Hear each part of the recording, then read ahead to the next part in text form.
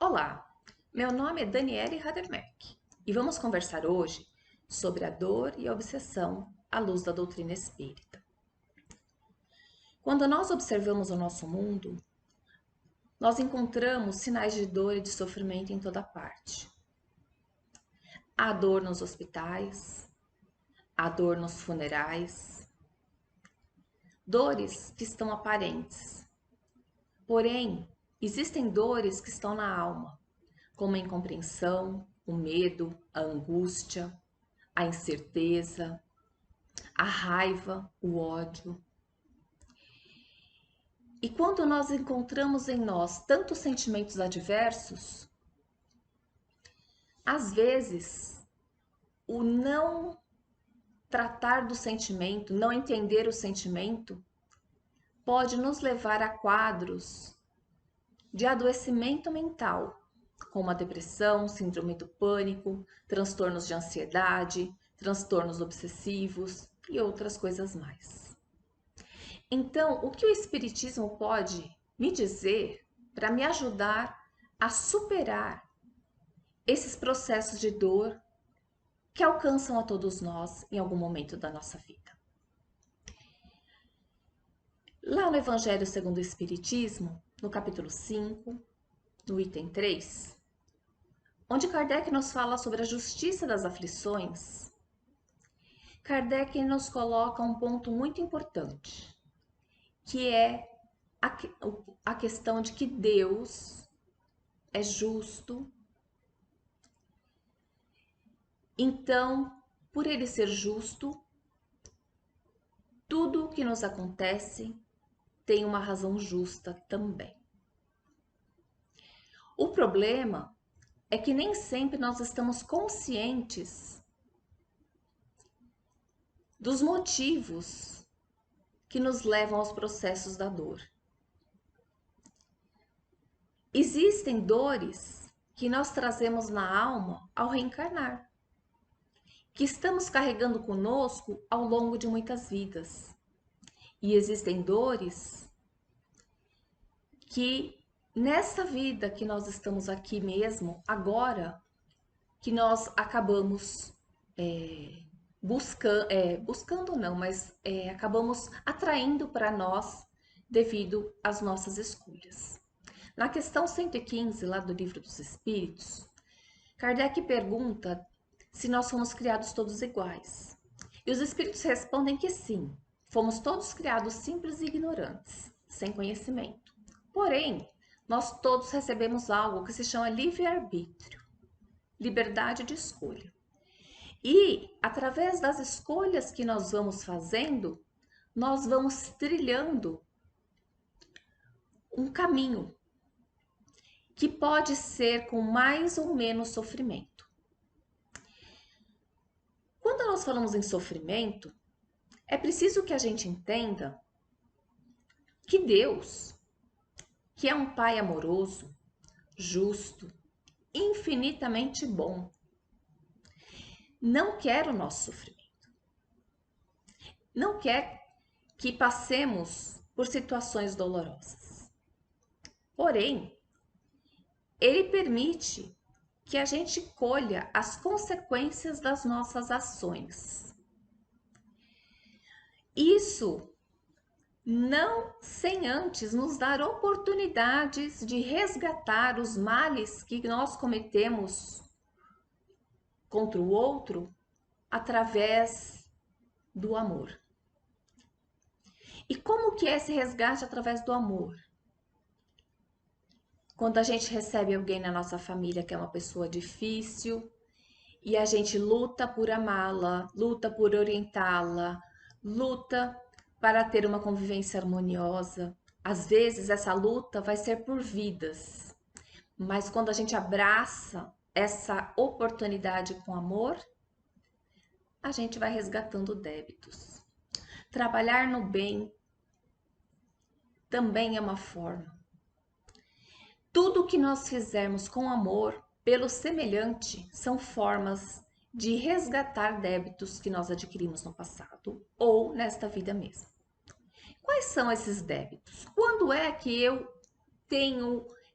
crio para mim essa condição de resgate? Todas as vezes que eu infrinjo a lei de Deus. E a lei de Deus, Jesus a resume de uma forma muito simples.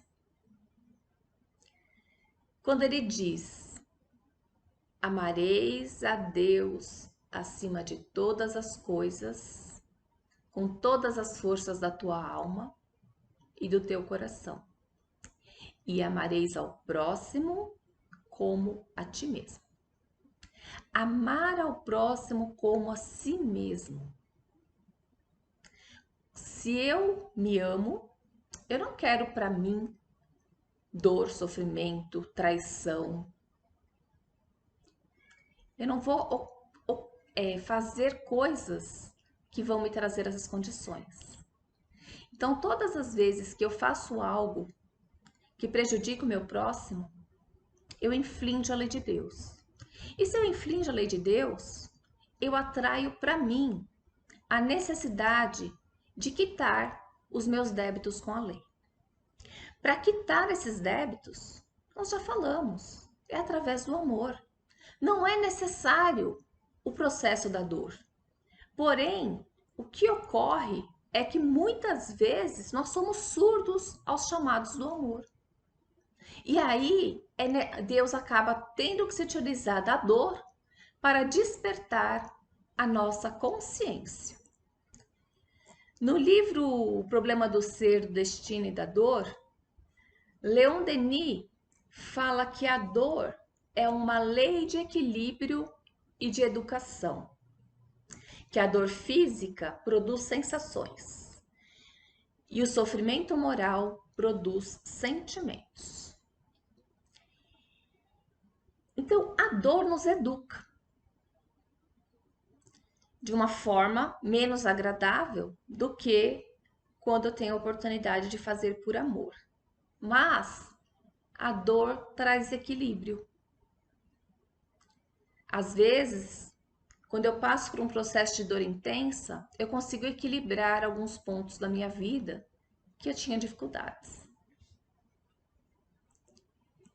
Agora, o que tudo isso, o que essa questão de dor tem a ver com a obsessão? Lá no Livro dos Espíritos, na questão 459, Kardec pergunta aos espíritos: influem os espíritos em nossos pensamentos e atos? E a resposta é: muito mais do que imaginais. Influem a tal ponto que de ordinário são eles que vos dirigem. Nossa, mas então eu estou à mercê dos espíritos. Como que Deus permite isso? Vamos lembrar que nós estamos sujeitos à lei de atração, à lei da sintonia. O exemplo mais clássico da lei da sintonia é quando a gente fala de uma rádio, né? Mas isso é mais no passado, que os radinhos a gente tinha que ficar achando a frequência para o rádio sintonizar e você poder ouvir, né? Então, a sintonia é como um rádio, que a gente busca uma estação. E eu vou parar para ouvir a estação de rádio que mais me agrada. A mesma coisa acontece entre nós espíritos encarnados e desencarnados. Aqui, encarnados, quais são as pessoas com as quais nós temos mais afinidade? Que são aquelas que acabam se tornando as nossas amigas. São aquelas pessoas que pensam como nós, que sentem como nós, semelhante a nós. Se encarnados eu atraio para mim pessoas semelhantes ao que eu estou sentindo e pensando, a mesma coisa acontece com os espíritos desencarnados. eu vou atrair para mim espíritos que estão pensando e sentindo as mesmas coisas que eu. Quando acontece essa sintonia, nós potencializamos sensações e sentimentos. Só que se os meus sentimentos, os meus pensamentos, as minhas sensações não são boas, se são sensações, se são sentimentos de raiva, de ciúme, de vingança, qual tipo de companhia que eu estou atraindo para mim? Aquelas que eu penso e que sentem como eu. A partir desse momento, começa a haver uma influenciação mútua. Nós influenciamos aqueles espíritos desencarnados que estão pensando como nós, eles nos influenciam também como nós.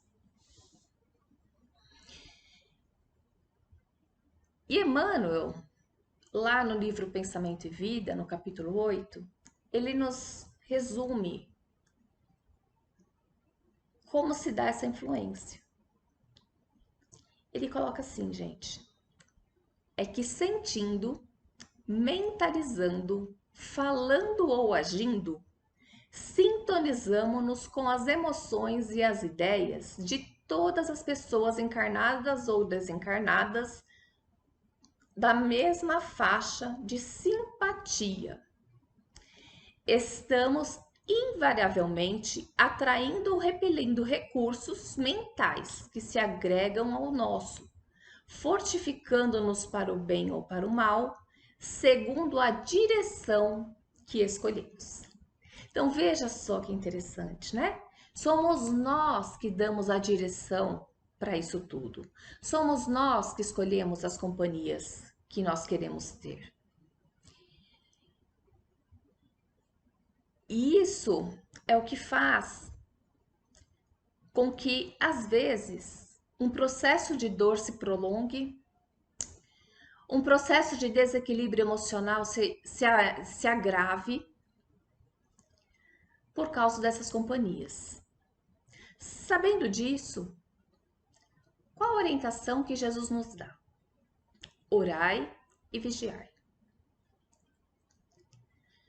Orai e vigiai, porque quando eu oro e eu vigio os meus pensamentos, eu evito sair da sintonia do bem e do amor.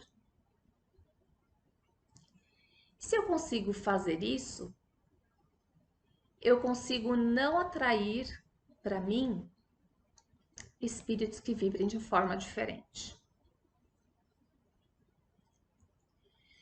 Só que tem mais uma coisa que nós precisamos considerar. Nós somos imperfeitos. Nós estamos aqui hoje habitando um mundo de expiação e de provas. E esse mundo traz consigo a possibilidade de repararmos as faltas que eventualmente cometemos contra outras pessoas. Existem pessoas que, por diversas razões, as mais variadas, nós acabamos criando uma antipatia, nós acabamos criando um laço, às vezes, de raiva, de ódio. Nem sempre nós conseguimos praticar a lei de amor que Jesus ensina, fazendo para o semelhante o que gostaríamos que fosse feito conosco. E às vezes a gente causa dor e sofrimento para as outras pessoas. E nesses processos, quando eu magoo o outro, quando eu faço o outro sofrer, eu crio com o outro um laço. Assim como os laços de amor se perpetuam após a morte, os laços de ódio também se perpetuam após a morte.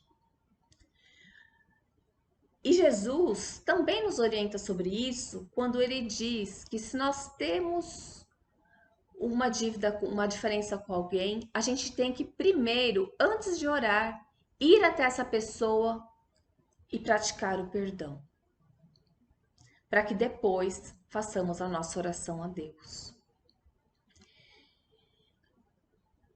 Para a gente se reconciliar com o adversário enquanto estamos em marcha com ele. Ou seja, enquanto nós estamos aqui encarnados. Porque se a gente não resolver aqui, nós teremos que resolver depois. Fato é que uma vez que eu prejudiquei alguém, causei dores e sofrimentos, eu preciso reparar o mal que eu fiz com essa pessoa. E para que ocorra essa reparação, eu vou ter oportunidades. E aí, às vezes, um de nós reencarna e o outro permanece no mundo dos espíritos. Esse que está lá no mundo dos espíritos não consegue entender por que Deus está te dando uma nova oportunidade. E aí ele começa a querer fazer a justiça com as próprias mãos, que é onde ocorre as obsessões, que tem lá os seus agravantes também, né? Tem vários níveis de obsessão. Temos desde a obsessão simples, que é uma obsessão da vida cotidiana, até as obsessões mais graves, como é o caso da fascinação, que é onde o espírito obsessor tem total domínio sobre o espírito que está sendo obsediado. E por que Deus permite? Porque Ele é justo. E Ele permite que recolhamos os frutos das nossas ações. Fato, gente, é que nós não somos inocentes, encarnados aqui nessa terra. Todos nós somos devedores diante da lei de Deus. Então, que a gente saiba, com o conhecimento que a doutrina espírita nos oferece, fazer novas escolhas, fazer novos caminhos, para que quando saiamos dessa vida, através das portas do desencarne, possamos sair mais fortalecidos e sair mais felizes por estarmos mais de acordo com as leis de Deus.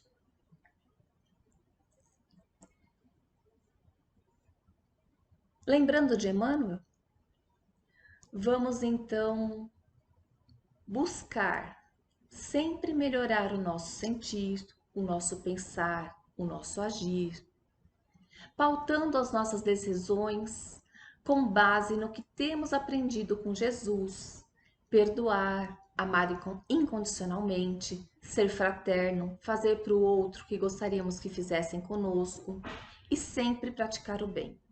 Assim, estaremos sendo assistidos pelos bons espíritos que irão sempre nos ajudar a permanecer neste caminho. Muito obrigada a todos e até uma próxima oportunidade.